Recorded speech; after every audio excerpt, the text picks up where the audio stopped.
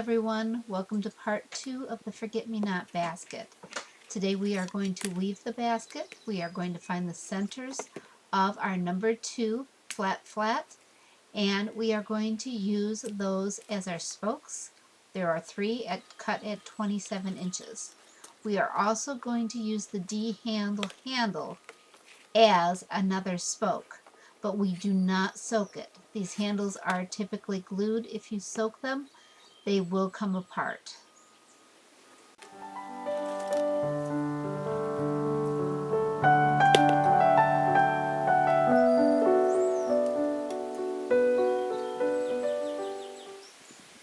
As we always do, we're going to offset our number 3 round reed and crimp it with some needle nose pliers so that we do not break the reed. We will then put it over one of the 1/2 inch flat.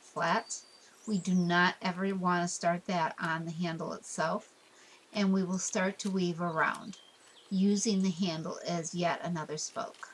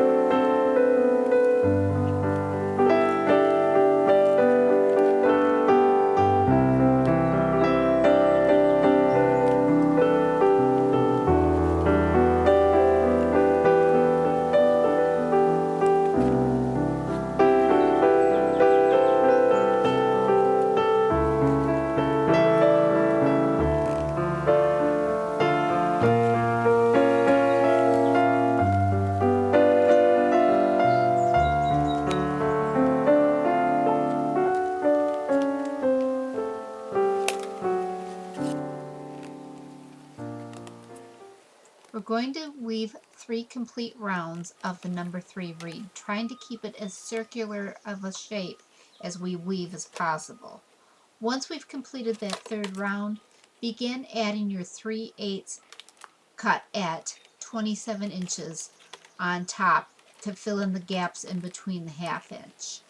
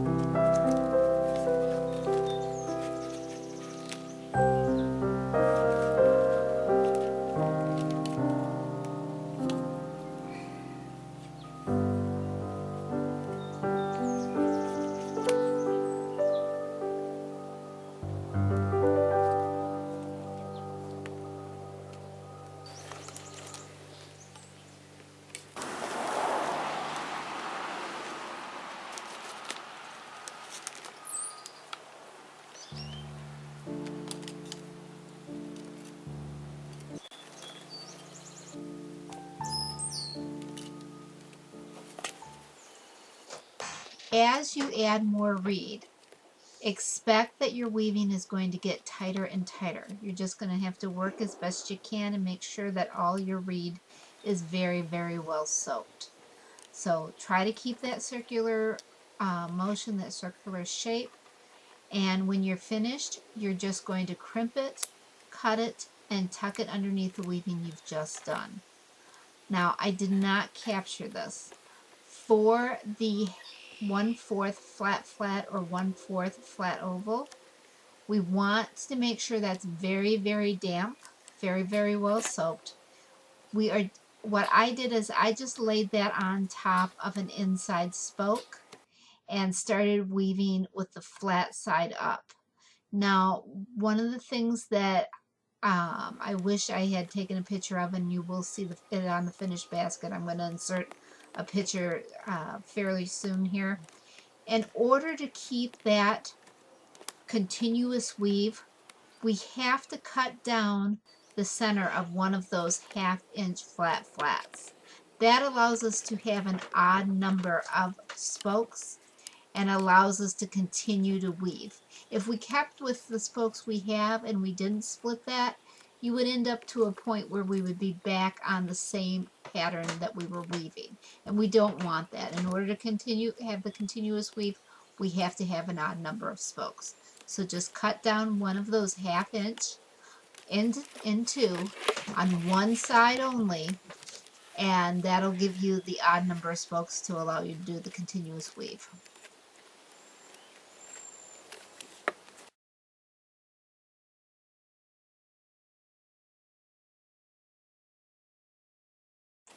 Okay, one thing you may have just caught, we ran out of our 1/4 flat.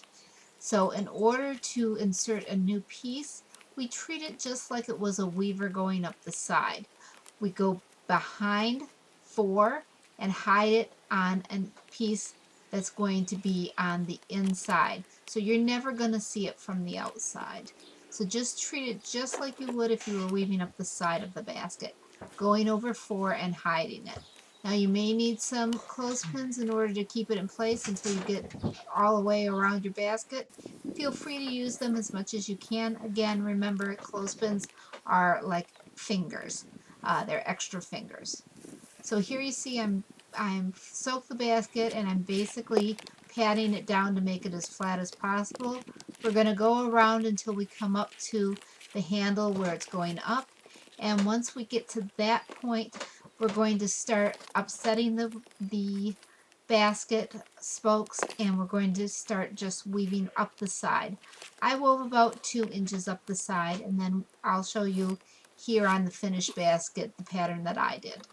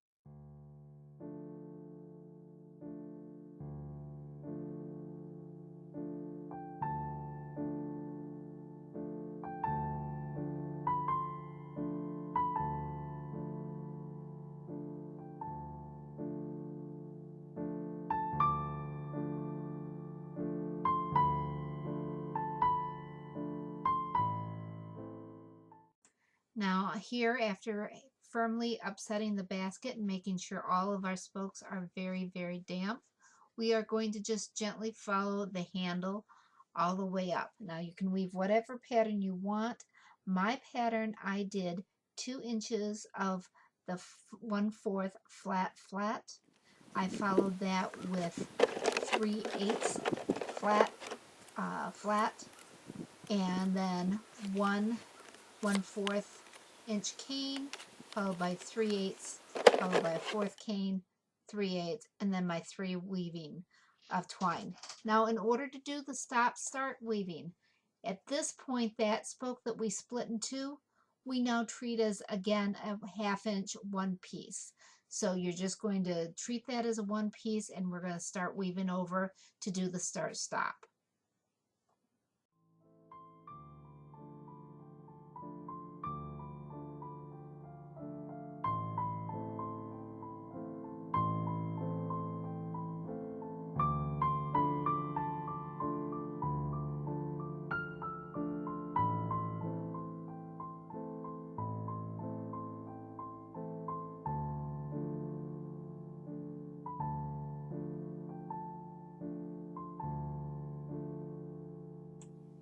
Now we haven't discussed cane. Cane is a very expensive weaving material. So we generally, a lot of times you'll buy it in 1/2 pound as opposed to your reed where you generally buy it as a pound. Cane is a delightful weaving material to add a little bit of sparkle to your basket because it does not take stain in the same manner that your reed takes. Your reed will soak that stain in. Your cane will reject a portion of it. It will stain to a degree, depending on how much you want it to stain. You can wipe it completely off, but it makes a nice little texture on your basket. So you may want to use it, consider it on a basket that you want to add a little sparkle to.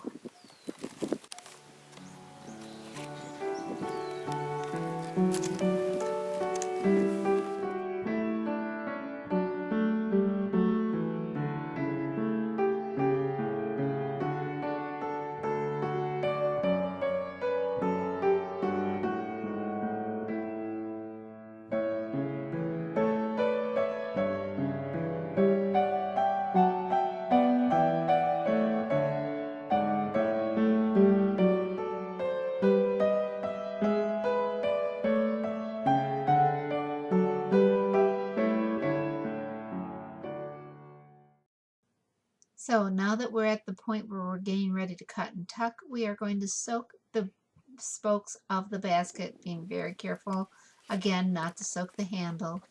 And now we're going to pack. My weaving teacher always said you want to pack enough as though that basket could hold water, and if it could, it would. So you want to pack very securely so that there's no gaps. That's the difference between a quality basket and a basket you might buy in a craft store. A quality basket is going to be well packed and it's going to be firm. So pack your basket very well, and then what we'll do is we will cut and tuck our spokes. Now I was trained to cut and tuck each spoke. Some people cut every other spoke.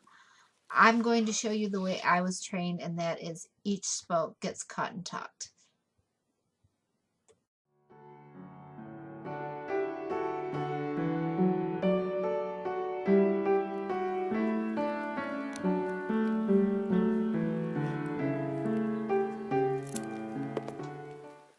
So here is our finished basket minus the rim. Now rimming, we're going to take our 1/2 inch flat oval and we're going to wrap it around the outside of the basket, and we're going to wrap it around the inside to get the size of each rim that we need. Now the tricky part here is always the lasher itself. You want to pick a very, very long lasher. Either your 1/4 flat oval, 1/4 flat flat, or you could even do cane. It's very pretty in cane. What we're going to do is we're going to create a channel from the top in between our two spokes, and we're going to feed that reed from underneath with the flat side facing the inside.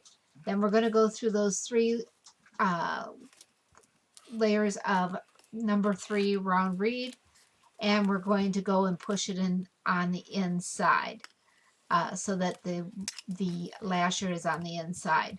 Now typically you want to do this 2 different times. Honestly, a lot of times I skip the second one just because it's so hard to get back into that little space. And especially because once you go around, you're near the where you started, and you've got to now stop that and do the same way we're doing here. So here you're going to see we're going to put out the outside, and where this overlaps, you'll see here where my hand is right now, that I have pared it down with a paring knife, or you can also use a specific scraper, but I pared it down so that when that other portion of that rim comes around, it is not going to create bulk where those overlap. We're going to do the same thing on the inside rim, and we are going to position that on the opposite side of this juncture, because we don't want a big bump in the basket where those two meet.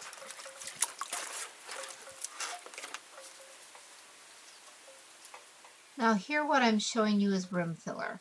You can use anything for rim filler. Usually this is where you're going to use your little bits and pieces that are too short to really go in a basket. You can use it as rim filler. What rim filler does, it's another example of a quality basket, is it basically hides all that weaving underneath your rim filler. So you're not seeing all the nastiness of where you stopped and started the lasher, etc. It just hides everything.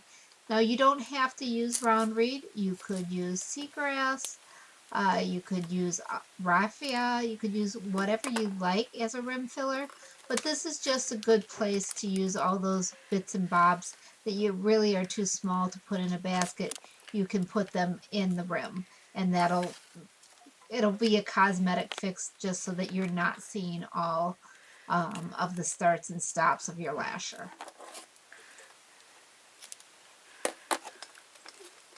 So here we are making a channel underneath those 3 rows of twining.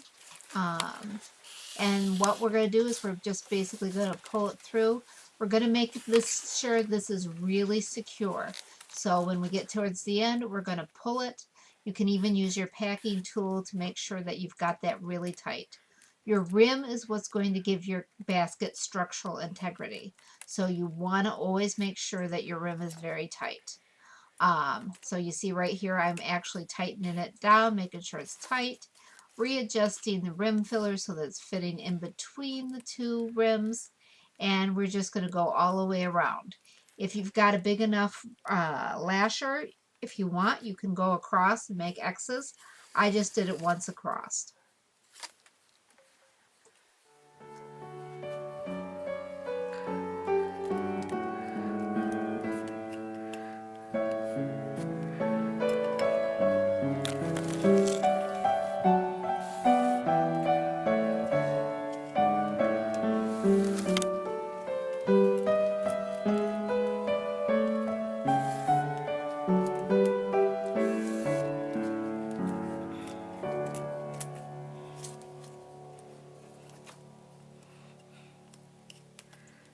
Okay, at this point we're at our end, so we've got to finish just like we began. We're going to take the 1/4 inch lasher, bring it up between the rim and the rim filler, and pull tightly. We want to make sure we've got a good, secure rim on there. Then we're going to go under the rim filler with the lasher, and we're going to bury it back down on the other side of that basket. Then we bring it onto the inside. Ideally, you do this twice, but realistically, a lot of times there's just not enough space to do a second pass through.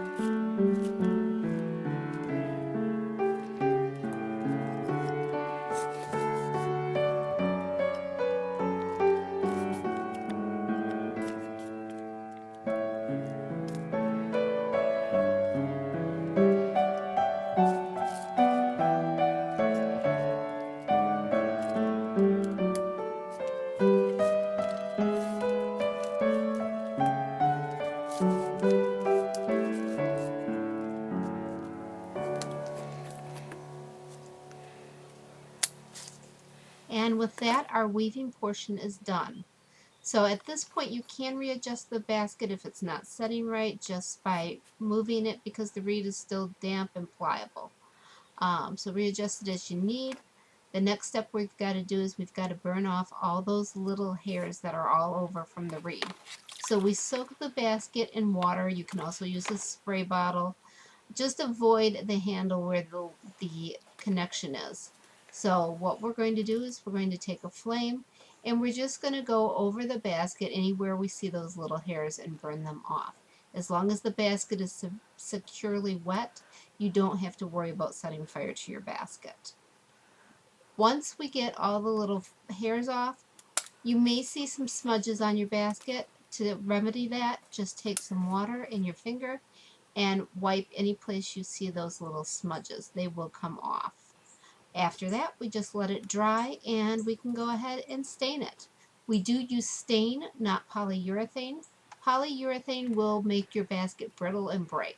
So stain is what you really want to do. And there's brilliant stains out there. So thanks again for watching. If you enjoy this video, please like and subscribe. It really helps the channel. Thanks so much.